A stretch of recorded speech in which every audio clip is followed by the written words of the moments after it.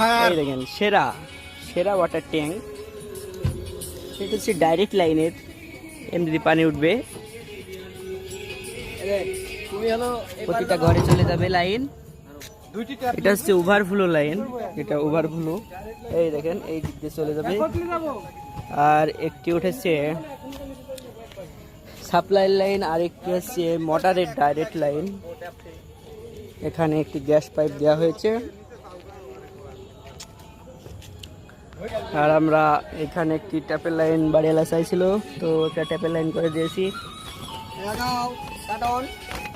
এই দেখেন দেখতে পাচ্ছেন, এটা আরেকটি লাইন, মেন লাইন উঠেছে এই দিয়ে দিয়ে, ডাইরেক্টের মেন লাইন। আর পাশের যে বাথরুম টয়লেটে আরেকটি ডাইরেক্ট লাইন ও একটি পানি সাপ্লাইয়ের লাইন নামিয়েছে। এই দিয়ে দিয়ে গ্যাস পাইপ দিয়ে দেওয়া হয়েছে। গ্যাস পাইপ দিলে পানির ফোর্স বাড়ে।